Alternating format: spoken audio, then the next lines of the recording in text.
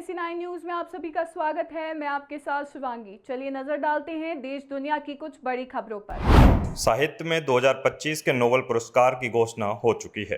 Hungary के लेखक लाज़लो इस प्रतिष्ठित पुरस्कार से सम्मानित किए जाएंगे।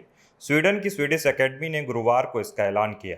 साहित्य के नोबेल की घोषणा करते हुए स्वीडिश एकेडमी ने कहा कि उनका लेखन आतंक के बीच भी कला की ताकत को दर्शाता है। हंगरी लेखक लाज़लो को 11 मिलियन स्वीडिश क्रोना, सोने का मेडल और सर्टिफिकेट से नवाजा जाएगा। बता दें, इससे पहले लाज़लो को साल 2015 में मैन बुकर इंटरनेशनल प्राइज और 2019 में national book award for translated literature भी मिल चुका है। भारत और ऑस्ट्रेलिया ने रक्षा मंत्री राजनाथ सिंह और ऑस्ट्रेलिया के उप प्रधानमंत्री और रक्षा मंत्री रिचर्ड मार्लेस की उपस्थिति में प्रमुख रक्षा समझौतों पर हस्ताक्षर किए हैं। बता दें कि रक्षा मंत्री राजनाथ सिंह 2 दिवसीय दौरे के तहत बीते दिन सिडनी पहुंचे थे। समझौते के बाद ऑस्ट्रेलियाई प्रधानमंत्री एंथनी अल्बनीज ने एक्स पर एक पोस्ट में लिखा, ऑस्ट्रेलिया और भारत की रक्षा साझेदारी लगातार मजबूत होती जा रही है, जो विश्वास, साझा हितों और शांतिपूर्ण, सुरक्षित और समृद्ध हिंद प्रशांत क्षेत्र के प्रति प्रतिबद्धता पर आधारित है। असम में भारतीय जनता पार्टी को बड़ा झटका लगा है। बता दें कि पूर्व केंद्रीय मंत्री और 4 बार के भाजपा सांसद राजेन गोहेन ने पार्टी से इस्तीफा दे दिया है। उनके साथ कुल 17 अन्य सदस्यों ने भी पार्टी से अपना त्यागपत्र सौंपा। राजेन गोहेन ने यह फैसला राज्य भाजपा अध्यक्ष दिलीप सौकिया को लिखे पत्र में बताया कि जिसमें उन्होंने कहा कि वे पार्टी की प्राथमिक सदस्यता और सभी जिम्मेदारियों से तुरंत प्रभाव से हट रहे हैं। सूत्रों के अनुसार इस्तीफा देने वाले अधिकांश सदस्य ऊपरी और मध्य असम से हैं। राजेन गोहेन ने पत्रकारों से बात करते हुए कहा कि उन्होंने इस्तीफा इसलिए दिया क्योंकि पार्टी ने असम के लोगों से किए गए वादों को पूरा नहीं किया और स्थानीय समुदायों को धोखा दिया, जबकि बाहरी लोगों को राज्य में बसने की अनुमति दी गई है।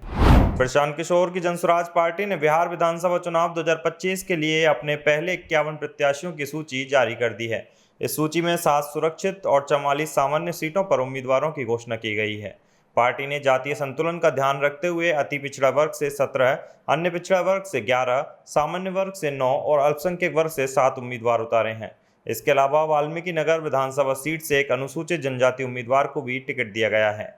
इस लिस्ट में सबसे ज्यादा चर्चा में है गोपालगंज की भोरे सीट, जहां से पार्टी ने प्रीति किन्नर को टिकट दिया है।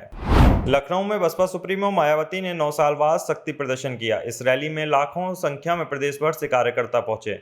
उन्होंने मंच से कहा कि प्रदेश में बसपा की सरकार बनने पर उन सभी कानूनों को बदल दिया जाएगा जो कि दलितों, पिछड़ों के खिलाफ हैं। राज्य में सर्वजन हिताय सर्वजन सुखाय की सोच वाली सरकार बनेगी।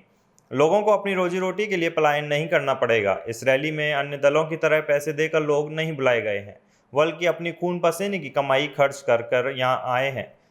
इस दौरान पार्टी नेता आकाश आनंद की तारीफ करते हुए मायावती ने कहा कि आकाश बसपा का जनाधार बढ़ाने के लिए मेरे दिशा निर्देशन में लगातार प्रयास कर रहे हैं। ये अच्छी बात है, जिसके कारण बसपा के समर्थकों को भी उन्हें पूरा सहयोग मिल रहा है। 25 नवंबर अयोध्या के लिए एक ऐतिहासिक दिन होगा। इस दिन प्रधानमंत्री नरेंद्र मोदी अयोध्या पहुंचकर राम मंदिर के शिखर पर 21 फीट का ध्वजारोहण करेंगे। यह दिन ऐतिहासिक इसलिए भी होगा क्योंकि इस दिन राम मंदिर निर्माण पूर्ण होने की घोषणा कर दी जाएगी। राम मंदिर के ध्वजारोहण के साथ प्रधानमंत्री पूरे विश्व को राम मंदिर निर्माण कार्य पूरा होने का संदेश देंगे। ध्वज का स्वरूप कैसा होगा, रंग कैसा होगा, प्रतीक चिन्ह कौन सा होगा, इसके लिए श्री राम जन्मभूमि तीर्थ क्षेत्र के महासचिव चंपत राय को जिम्मेदारी सौंपी गई है। बिग बॉस OTT 2 के विजेता यूट्यूबर एल्विस यादव वृंदावन के संत प्रेमानंद महाराज से मिलने पहुंचे। उन्होंने उनका आशीर्वाद लिया। इस दौरान संत ने उनसे कहा कि दोनों किडनी फेल हैं, प्रेमानंद तो चला जाएगा लेकिन राधा नाम हमेशा रहेगा।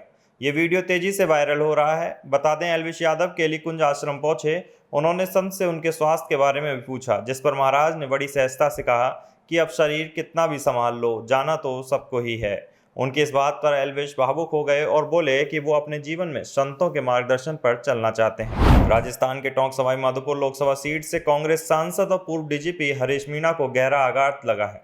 हरीश मीणा के बेटे हनुमंत मीणा का आकस्मिक निधन हो गया। सूत्रों के हवाले से खबर है कि हनुमंत मीणा का इलाज जयपुर स्थित SMS अस्पताल में चल रहा था, जिसके बाद उनका निधन हो गया।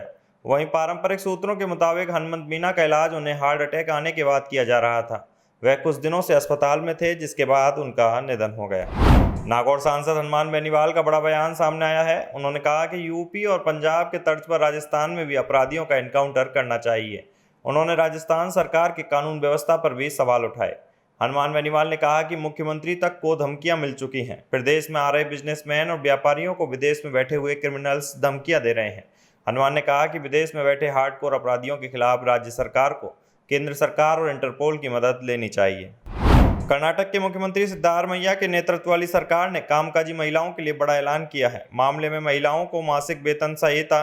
कर्नाटक के मुख्यमंत्री सिद्धारमैया के नेतृत्व वाली सरकार ने कामकाजी महिलाओं के लिए बड़ा ऐलान किया है। मामले में महिलाओं को मासिक वेतन सहित मासिक धर्म अवकाश देने के प्रस्ताव को मंजूरी दी है।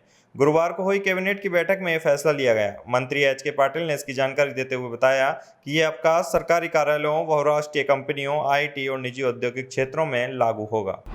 NSE9 न्यूज में फिलहाल इतना ही। आगे की खबरों से अपडेट रहने के लिए बने रहिए NSE9 न्यूज के साथ। नमस्कार।